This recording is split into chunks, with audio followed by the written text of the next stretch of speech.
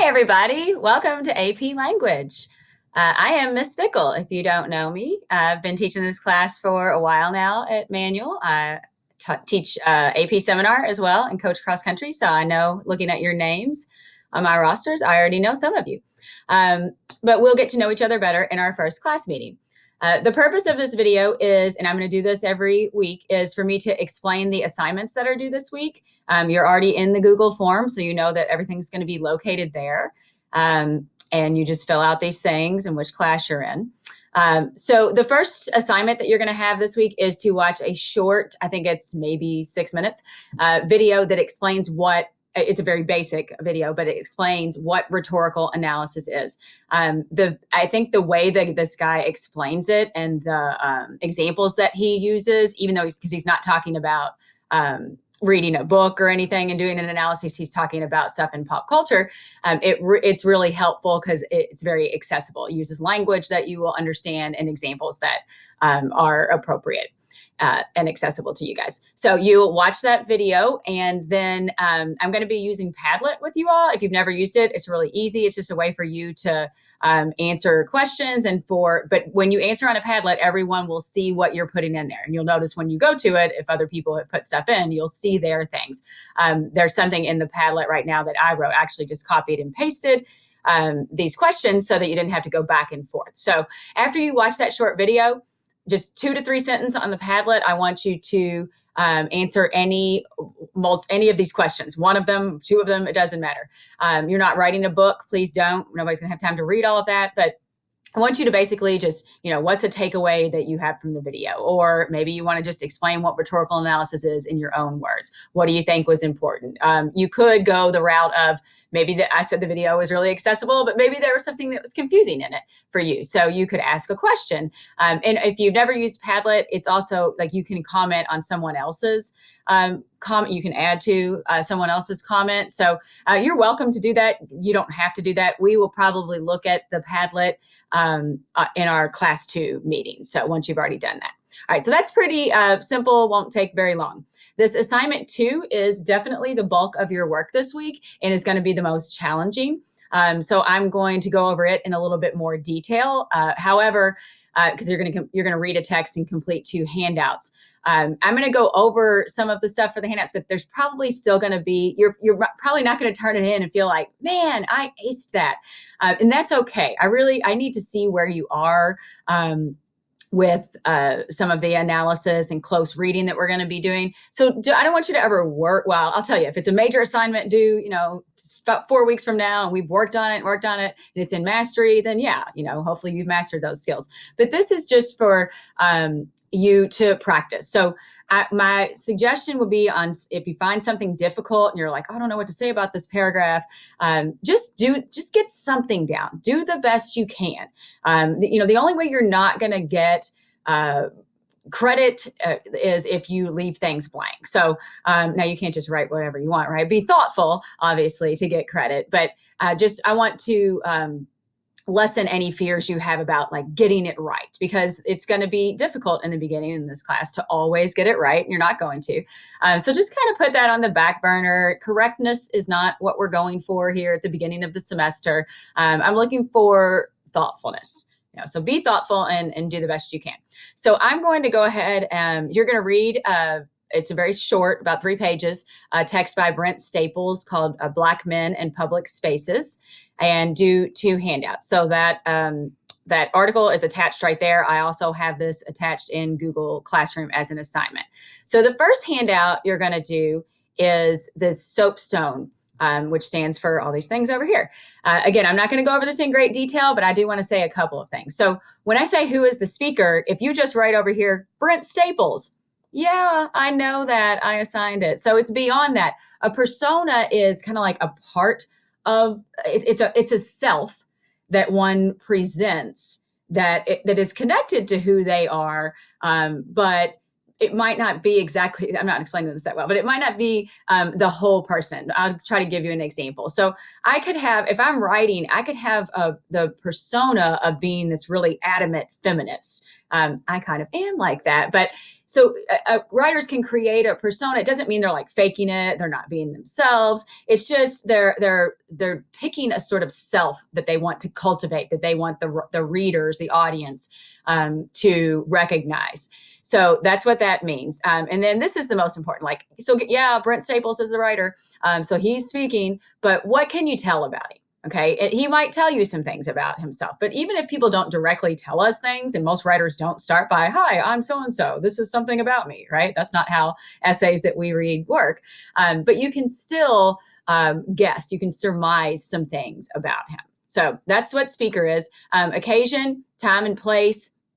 Think about the current situation. You're trying to think beyond, because you might not always have like, oh, this happened in February 1967 or whatever. So it's beyond that. You're trying to think about like sort of the context. I'm going to talk about more specifically what exigence is later, but you could still answer that question without knowing that. So audience, again, you don't know, because most writers don't say, I'm writing this for this person or this group of people. But it's, again, you're guessing. Who does it seem to be directed at? What could we say maybe about what the writer thinks these people value?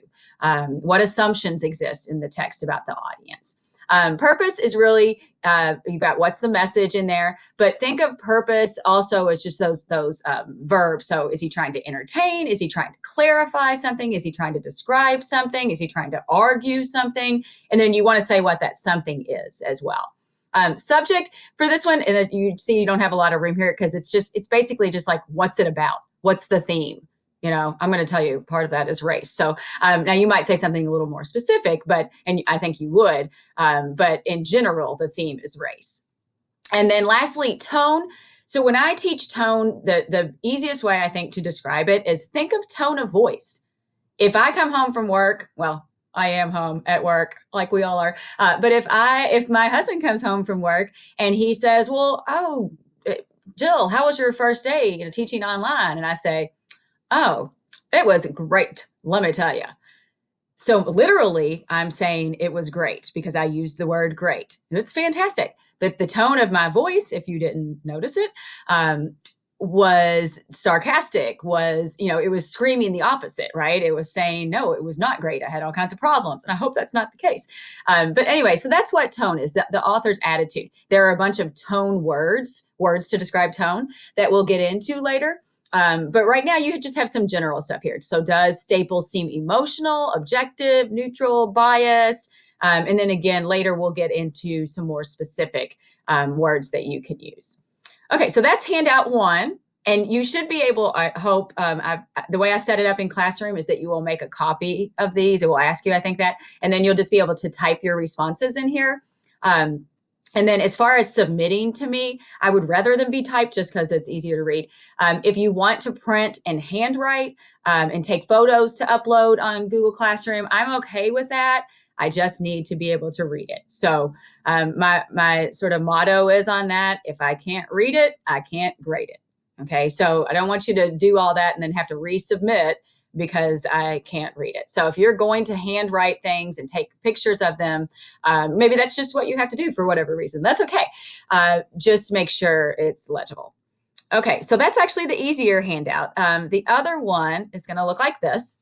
So and when I say we, I mean the other AP language teachers and myself, because we are working together, at least during NTI, to give you all, if not exact, very similar assignments. So we've created this together. So we want you to look at the same text, Brent Staples, Black Men in Public Spaces, and do some work with the line of reasoning. So we know that you might not know exactly what that means. There's an infographic here that explains some stuff.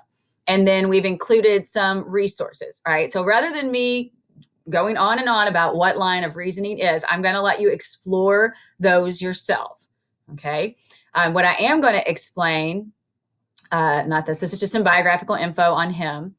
So this is the actual activity that you're going to do. There is a strategy called text says, text does, that we use to teach students how to analyze a text to begin doing a rhetorical analysis. So you can read through this, but I'll just summarize it for you.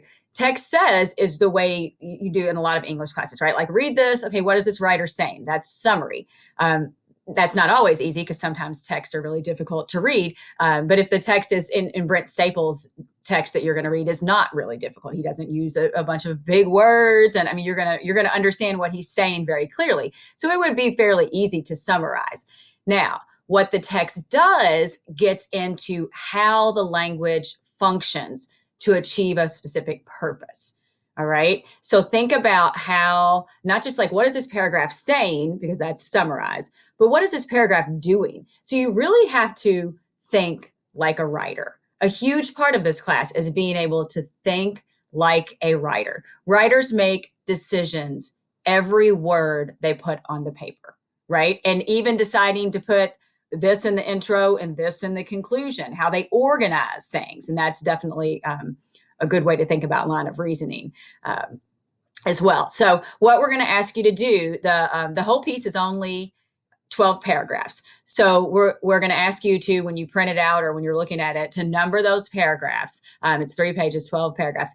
And we want you to, in these boxes, you can see it goes to 12, say a little bit. And I did the first one for you here because I just thought, I didn't know that you would know. I didn't want you to do 12 paragraphs and then be like, oh, I really missed the boat. I didn't even know what they were asking me to do. So I think I'm not going to read this to you, but I think by reading this, it will help you to sort of model yours after that. But in each of these boxes, what you're doing is you're not telling me what Brent Staples is saying. You are trying to figure out, okay, this paragraph followed, so paragraph 2, it follows paragraph 1. This is what paragraph 1 seems to be doing. What is paragraph 2 doing? What is the writer trying to do with this paragraph? Okay. And if you look back up here, you can see some does words, right? So you could obviously, go back to those to help you out. I know that when you read this, I'm not saying this is great. I wrote it, but it is what it is. When you read this and then you're doing your own, you might be like, oh, mine doesn't sound like that. I know that you're not going to be perfect at doing this right now, but you will actually get better, I think, by the 12th one. And you just need to give it a shot. My main advice is don't tell me what he's saying. I already know what he's saying. Well, I already know what he's doing too, but you try to figure out what he's doing with that paragraph. Why did he include certain details? Stuff like that. All right, so that's the second assignment. So the second assignment, I'm going to go back to, I'm still learning how to use this. Go back to my Google form that you'll be in.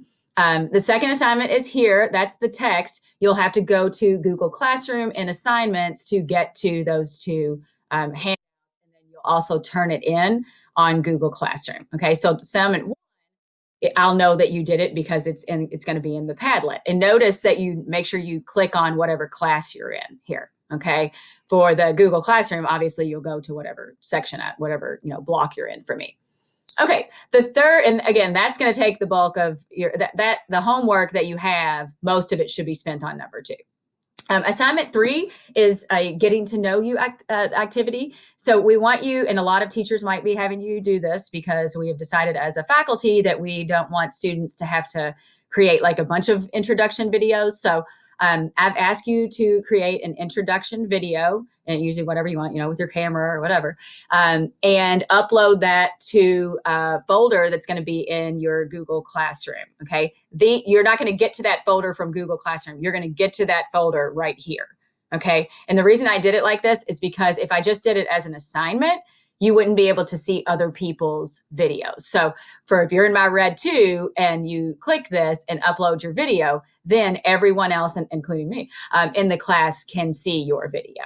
All right, so I'm not going to go into the details of the assignment because you're going to click here to get to those. I think in the thing I said your video might be like a couple minutes. It may actually even be shorter than that. You'll see in the instructions, you're not going to say a lot in the video. But I also, you're not limited to only saying what this tells you in the assignment to talk about. I do want you to talk about those things, but you can add to whatever you want. Some of you are, I'm sure, way better at doing videos than I am. So if you want to show off your talents, now don't turn in something that's like 15 minutes, okay? Because I think you would have just spent way too much time on it. But if you want to use props, if you want to, do what, have your background be something, I don't know, whatever creativity you have going on that I probably don't have for video making, you use that. But if that's not you and that's not your forte, yours can be just very simple. Okay, short and sweet. You did it, you taped it, you uploaded it. You're fine. That's mostly so I can just get to know. I mean, it's going to kill me not to be in the classroom. I'm a very people type person. I like to talk to my students. I really loathe doing this video and listening to myself and seeing myself in the corner. But I know that I need to do this. So the videos are just the first way for me to kind of get to know you all and see your faces and put those with the names, because that's how I learn names. Okay, so then in this form, I'll just go ahead and show you the rest of it. This is for your progress, and I'm going to do this every week. I have watched the rhetorical analysis video and added to the Padlet. Yes, I have. No, I didn't. Again, this is you're doing a checklist here. I have read the Staples text and uploaded my completed handouts. I'm going to add an S to that. Handouts. Yes, I did. No, I didn't. I've created and uploaded my intro video. Yes, no.